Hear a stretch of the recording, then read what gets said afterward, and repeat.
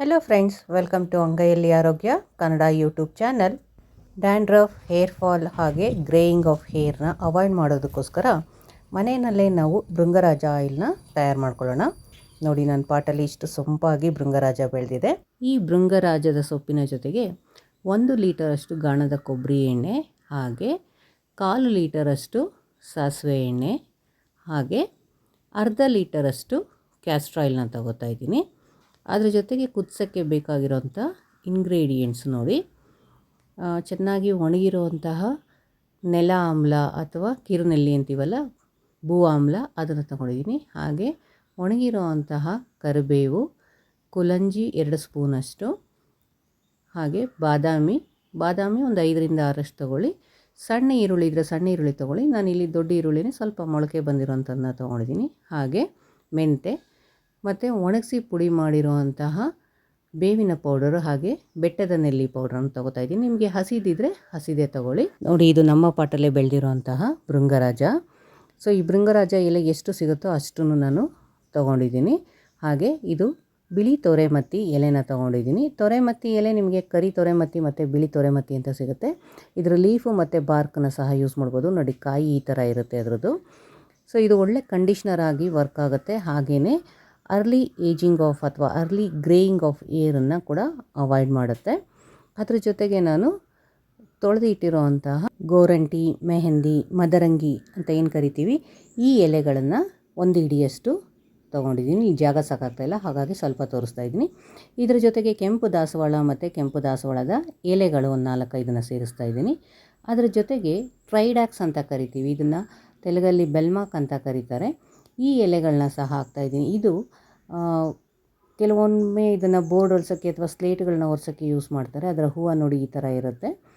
ಇದರಿಂದ skin allergy ಸ್ವಲ್ಪ ಕಡಿಮೆ ಆಗುತ್ತೆ, ಡ್ಯಾಂಡ್ರಫ್ ಫಂಗಸ್ಸು ಸ್ವಲ್ಪ ರಿಡ್ಯೂಸ್ ಆಗುತ್ತೆ. ಬಾದಾಮಿ ಹಾಗೆ ಎಲ್ಲ ಇಂಗ್ರೀಡಿಯೆಂಟ್ಸ್ನ ಹಾಕ್ಕೊಂಡು ಸೊಪ್ಪಿನ ಜೊತೆ ಚೆನ್ನಾಗಿ ಸ್ವಲ್ಪ ನೀರು ಹಾಕಿ ರುಬ್ಬಬೇಕು. ರುಬ್ಬಿದ ಮೇಲೆ ಇದನ್ನು ನಾವು 2 to 3 ಅವರ್ಸು ಹಾಗೆ ಇಟ್ಟಾಗ ಅದು ಚೆನ್ನಾಗಿ ಮಿಕ್ಸ್ ಆಗುತ್ತೆ. ಆವಾಗ ಅದನ್ನು ಸುಮ್ಮನೆ ಬಂದು ಸ್ಟಿರ್ ಮಾಡ್ತಾ ಇರಬೇಕು. ಎಕ್ಸಸ್ ಆಫ್ ಹೀಟ್ ಇರೋರು ಹೈಬಿಸ್ಕಸ್ಸು ಮತ್ತು ಮೆಹಂದಿನ ಹಾಗೆ ಹರಳೆಣ್ಣೆನ ಜಾಸ್ತಿ ಹಾಕ್ಕೊಳ್ಳಿ. ನೋಡಿ, ನಾನೊಂದು 4 ಅವರ್ಸ್ ಇಟ್ಟಿದ್ದೆ. ಸೊ ಇದನ್ನು ಈಗ ಒಂದು ಕಬ್ಬಿಣದ ಬಾಣಲೆಗೆ ಟ್ರಾನ್ಸ್ಫರ್ ಮಾಡಿಬಿಟ್ಟು ಸ್ವಲ್ಪ ನೀರಲ್ಲಿ ಆ ಪಾತ್ರೆ ಮತ್ತು ರುಬ್ಬಿರೋಂಥ ಜಾರ್ನೆಲ್ಲ ತೊಳೆದು ಹಾಕಿದ್ದೀನಿ. ಸೊ ಒಂದು ಕುದಿ ಬರ್ತಾ ಇದ್ದಂಗೆ ಅದು ಗ್ರೀನ್ ಕಲರ್ ಹೋಗಿ ಡಾರ್ಕ್ ಗ್ರೀನು ಮತ್ತು ಬ್ಲ್ಯಾಕಿಶ್ ಆಗಿ ಟರ್ನ್ ಆಗ್ತಾಯಿದೆ. ಇವಾಗ ಫಸ್ಟು ನಾನು 1/2 ಲೀಟ್ರು ಹರಳೆಣ್ಣೆ ಹಾಕ್ತಾಯಿದ್ದೀನಿ.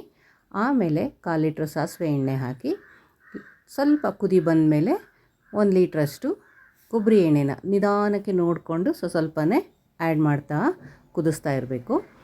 ಚೆನ್ನಾಗಿ ಅದು ಮಿಕ್ಸ್ ಮಾಡಿದಾಗ ನೋಡಿ, ಆಯಿಲ್ ಕಲರೆಲ್ಲ ಹೋಗಿ ಒಂದು ಆರೆಂಜ್ ಕಲರ್ ಬರುತ್ತೆ. ಆಮೇಲೆ ಡಾರ್ಕ್ ಮೆಹಂದಿ ಕಲರ್ ಬರುತ್ತೆ. ಅದು ಕುದೀತಾ ನಿಮಗೆ ಬ್ಲ್ಯಾಕಿಶ್ ಆಗಿ ಟರ್ನ್ ಆಗುತ್ತೆ. ತುಂಬ ಕೋಲ್ಡ್ ಪ್ರಕೃತಿ ಇರೋರು ಹರಳೆಣ್ಣೆನ ಕಡಿಮೆ ಮಾಡ್ಬೋದು ಅಥವಾ ಸ್ಕಿಪ್ ಮಾಡಿಬಿಟ್ಟು ಇದಕ್ಕೆ ಲವಂಗ ಮತ್ತು ವೀಳ್ಯದೆಲೆ ಹಾಗೆ ಗರಿಕೆನ ಸೇರಿಸ್ಬೋದು. ಇದರಿಂದ ಅವರಿಗೆ ಉಷ್ಣತೆ ಜಾಸ್ತಿ ಆಗುತ್ತೆ.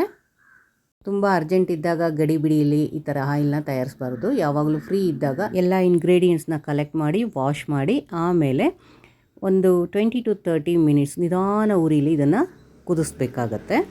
ನೋಡಿ, ಈ ಥರ ಇವಾಗ ಅದು ಬಬಲ್ಸ್ ಬರೋದು ನಿಂತಿದೆ, ನೊರೆ ಬರ್ತಾ ಇದೆ. ಸೊ ನೊರೆ ಬಂದಾಗ ಉಕ್ಕಿ ಚೆಲ್ಲೋ ಚಾನ್ಸಸ್ ಇರುತ್ತೆ. ಹಾಗಾಗಿ ಲೋ ಫ್ಲೇಮ್ ಮಾಡಿ ಅಲ್ಲೇ ನಿಂತು ಕೈ ಆಡಿಸ್ತಾ ಇರಬೇಕು. ಸೊ ಜಾಸ್ತಿ ಕಾದರೆ ಅದು ಒಂಥರ ಕರಟಿದ ವಾಸನೆ ಬರುತ್ತೆ. ಹಾಗಾಗಿ ನೊರೆ ಬಂದು ಅದರಲ್ಲಿರೋಂಥ ಸೌಂಡೆಲ್ಲ ನಿಲ್ತಾ ಇದೆ ಅನ್ಬೇಕಾದ್ರೆ ನಾವು ಅದನ್ನ ಆಫ್ ಮಾಡಿಬಿಟ್ಟು ತಣಿಯೋಕ್ಕಿಡಬೇಕು. ಸೊ ನಾನಿವಾಗ ಇದನ್ನ ಓವರ್ ನೈಟು ಕೂಲ್ ಆಗೋಕ್ಕೆ ಬಿಟ್ಟಿದ್ದೀನಿ. ನೋಡಿ, ಎಣ್ಣೆ ಇಷ್ಟು ತಿಕ್ಕಾಗಿದೆ ಮತ್ತು ಕಲರು ಡಾರ್ಕ್ ಕಲರ್ ಬಂದಿದೆ. ಸೊ ಇದನ್ನು ಫಿಲ್ಟ್ರ್ ಮಾಡಿಬಿಟ್ಟು ಉಳಿದಿರೋಂಥ ಚರಟನ ಬಟ್ಟೆಲಾದರೂ ಹಿಂಡ್ಬೋದು, ಇಲ್ಲ ಅಂದರೆ ತಲೆ ಸ್ನಾನ ಮಾಡಬೇಕಾದ್ರೆ ಅದನ್ನ ಚೆನ್ನಾಗಿ ತಲೆಗೆ ಮತ್ತು ಮೈಗೆಲ್ಲ ಹಚ್ಚಿಬಿಟ್ಟು ಸ್ನಾನ ಮಾಡಬೇಕು. ಫಿಲ್ಟ್ರ್ ಮಾಡಿರುವಂಥ ಆಯಿಲ್ನ ನಾವು ಒಂದು ಗ್ಲಾಸ್ ಕಂಟೈನರ್ಗೆ ಹಾಕಿ ಸ್ಟೋರ್ ಮಾಡಬೇಕು. ಹಾಗೆ ಅದಕ್ಕೆ ಒಳ್ಳೆ ಫ್ರ್ಯಾಗ್ನೆನ್ಸ್ ಬೇಕು ಅಂದರೆ ಒಂದು ಚಿಟಿಕೆಯಷ್ಟು ಪಚ್ಚಕರ್ಪೂರನ ಸೇರಿಸಬೇಕು. ನೋಡಿ, ಇಷ್ಟು ತಿಕ್ಕಾಗಿರೋ ಡಾರ್ಕ್ ಕಲರ್ ಇರೋವಂತಹ ಆಯಿಲ್ ನಾವು ಇವಾಗ ಪ್ರಿಪೇರ್ ಮಾಡಿದ್ದೀವಿ. ದಿನ ಇದನ್ನು ಹಚ್ಚೋದ್ರಿಂದ ಅನೇಕ ಹೇರ್ ಪ್ರಾಬ್ಲಮ್ಸ್ನ ರಿಡ್ಯೂಸ್ ಮಾಡ್ಬೋದು. ಶಾಂಪು ಬದಲು ಸೀಗೆಕಾಯಿನ ಉಪಯೋಗಿಸಿದ್ರೆ ಇದು ತುಂಬ ಒಳ್ಳೆಯ ರಿಸಲ್ಟ್ನ ಕೊಡುತ್ತೆ.